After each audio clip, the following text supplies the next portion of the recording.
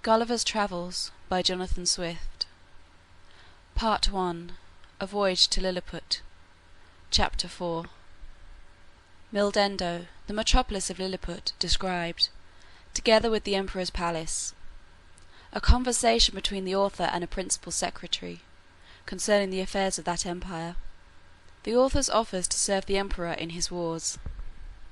The first request I made, after I had obtained my liberty, was, that I might have license to see Mildendo, the metropolis, which the Emperor easily granted me, but with the special charge to do no hurt either to the inhabitants or their houses. The people had notice, by proclamation, of my design to visit the town. The wall which encompassed it is 2 feet and a half high, and at least 11 inches broad, so that a coach and horses may be driven very safely round it, and it is flanked with strong towers at 10 feet distance. I stepped over the great western gate, and passed very gently and sidling through the 2 principal streets, only in my short waistcoat, for fear of damaging the roofs and eaves of the houses with the skirts of my coat. I walked with the utmost circumspection, to avoid treading on any stragglers who might remain in the streets, although the orders were very strict, that all people should keep in their houses, at their own peril.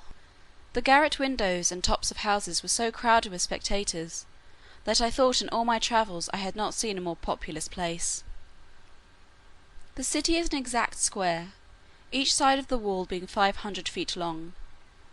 The 2 great streets, which run across and divide it into 4 quarters, are 5 feet wide. The lanes and alleys, which I could not enter, but only viewed them as I passed, are from 12 to 18 inches. The town is capable of holding 500,000 souls. The houses are from 3 to 5 stories, the shops and markets well provided. The Emperor's palace is in the centre of the city, where the 2 great streets meet. It is enclosed by a wall of 2 feet high, and 20 feet distance from the buildings.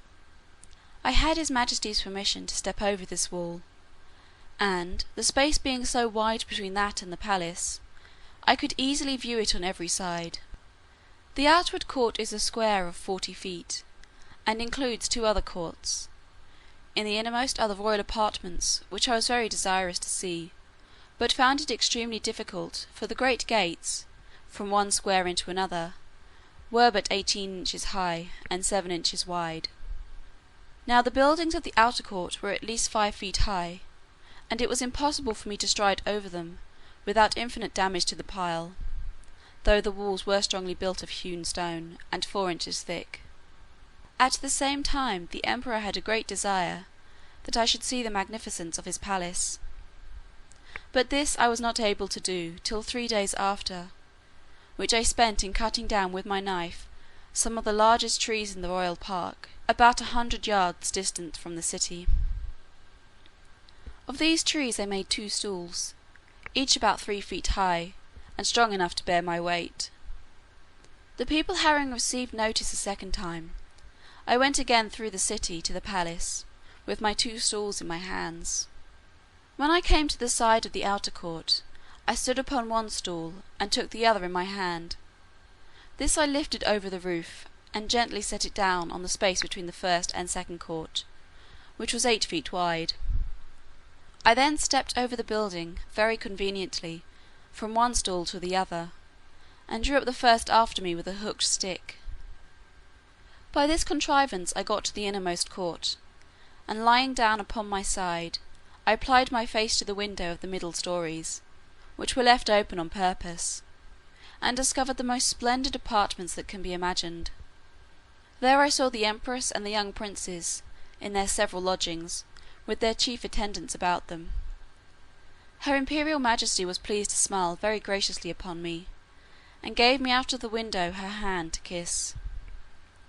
But I shall not anticipate the reader with further descriptions of this kind, because I reserve them for a greater work, which is now almost ready for the press, containing a general description of this empire, from its first erection, through a long series of princes, with a particular account of their wars and politics, laws, learning, and religion, their plants and animals, their peculiar manners and customs, with other matters very curious and useful, my chief design at present being only to relate such events and transactions as happened to the public or to myself during a residence of about 9 months in that empire.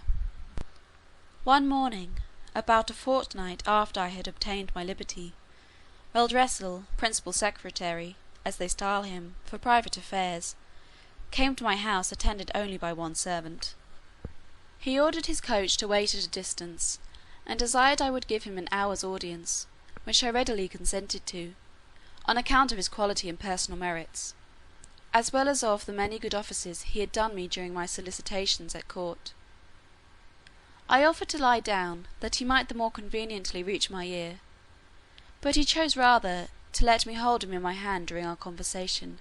He began with compliments on my liberty, said, he might pretend to some merit in it, but however added, that if it had not been for the present situation of things at court, perhaps I might not have obtained it so soon, for, said he, as flourishing a condition as we may appear to be unto foreigners, we labour under 2 mighty evils, a violent faction at home, and the danger of an invasion, by a most potent enemy from abroad. As to the first, you are to understand that for about 70 moons past there have been 2 struggling parties in this empire, under the names of Tramecksan and Slamecksan, from the high and low heels of their shoes, by which they distinguish themselves. It is alleged, indeed, that the high heels are most agreeable to our ancient constitution, but, however this be, his Majesty has determined to make use of only low heels in the administration of the government, and all offices in the gift of the crown, as you cannot but observe, and particularly that his Majesty's imperial heels are lower at least by a drur than any of his court. Drur is a measure about the 14th part of an inch. The animosities between these 2 parties run so high that they will neither eat nor drink nor talk with each other. We compute the Tramecksan or high heels to exceed us in number, but the power is wholly on our side. We apprehend his Imperial Highness, the heir to the crown, to have some tendency towards the high heels. At least we can plainly discover that one of his heels is higher than the other, which gives him a hobble in his gait. Now, in the midst of these intense disquiets, we are threatened with an invasion from the island of Blefuscu, which is the other great empire of the universe, almost as large and powerful as that of his Majesty. For as to what we have heard you affirm, that there are other kingdoms and states in the world inhabited by human creatures as large as yourself, our philosophers are in much doubt, and would rather conjecture that you dropped from the moon, or one of the stars, because it is certain that 100 mortals of your bulk would in a short time destroy all the fruits and cattle of his Majesty's dominions. Besides, our histories of 6,000 moons make no mention of any other regions than the 2 great empires of Lilliput and Blefuscu, which 2 mighty powers have, as I was going to tell you, been engaged in a most obstinate war for 36 moons past. It began upon the following occasion. It is allowed on all hands that the primitive way of breaking eggs, before we eat them, was upon the larger end, but his present Majesty's grandfather, while he was a boy, going to eat an egg, and breaking it according to the ancient practice, happened to cut one of his fingers, whereupon the emperor, his father, published an edict, commanding all his subjects, upon great penalties, to break the smaller end of their eggs.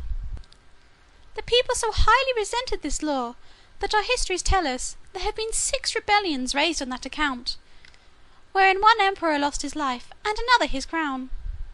These civil commotions were constantly fomented by the monarchs of Blefuscu, and when they were quelled, the exiles always fled for refuge to that empire. It is computed that 11,000 persons have at several times suffered death, rather than submit to break their eggs at the smaller end.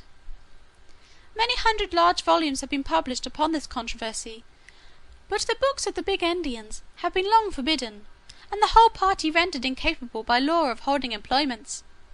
During the course of these troubles the emperors of Blefuscu did frequently expostulate by their ambassadors, accusing us of making a schism in religion, by offending against a fundamental doctrine of our great prophet Lustrog, in the 54th chapter of the Blunderkral, which is their Alcoran. This, however, is thought to be a mere strain upon the text, for the words are these: that all true believers break their eggs at the convenient end. And which is the convenient end, seems, in my humble opinion, to be left to every man's conscience, or at least in the power of the chief magistrate to determine.